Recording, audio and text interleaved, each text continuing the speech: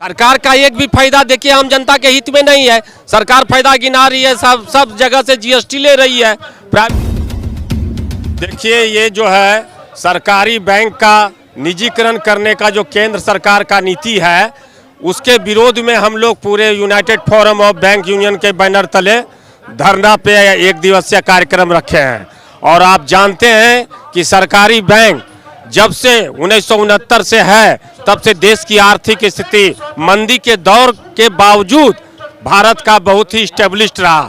गरीब गुरबा जितना भी विकास कार्य हुआ है, पुल पुलिया, एयरपोर्ट, रेलवे, सब में सरकारी बैंक का पैसा लगा हुआ है। अगर ये निजीकरण हो जाएगा तो आम जनता का पैसा का सुरक्षा की गारंटी कोई नहीं लेगा, वो रोड पे चले आएंगे। और सरकार जो है जितने प्राइवेट बैंक हो उसको भी सरकारीकरण करना चाहिए, रोजगार बढ़ेगा और आम जनता को उसका लाभ मिलेगा।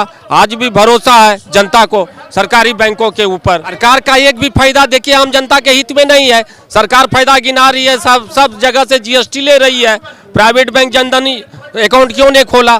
प्राइवेट बैंक मुद्रा लोन क्यों नहीं दे रही है? प्राइवेट बैंक क्यों नहीं खाता खोल रही है? हवाई चप्पल और गरीब किसान का क्यों नहीं उसका ब्रांचेज गाँव में है?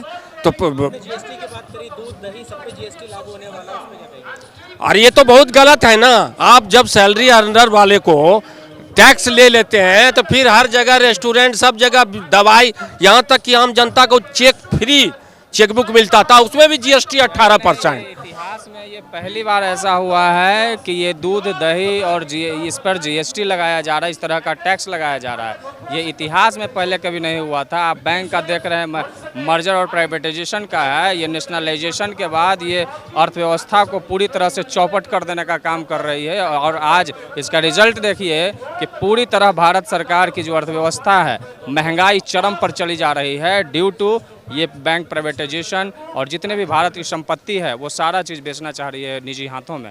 यही है कि धीरे धीरे अर्थव्यवस्था चौपट हो जाएगी और श्रीलंका जैसी हालत हमारे देश में हो जाएगी।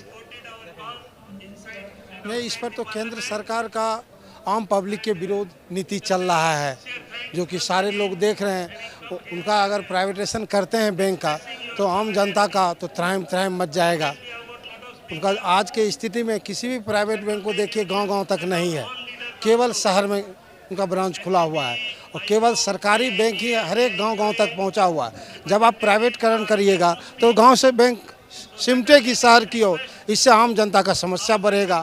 आप एक तरफ कहते हैं कि हम प्रत्येक गांव-गांव प्रत्येक नागरिक का बैंक से जोड़ना चाहते हैं, और प्राइवेटकरण करने के बाद क्या यह संभव है कि प्रत्येक नागरिक बैंक से जुड़ा रहेगा? संभव नहीं है।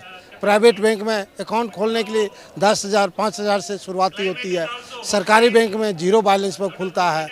तो ये तो बहुत सारा आकाश धरती का डिफरेंस है प्राइवेट बैंक और सरकारी बैंक में।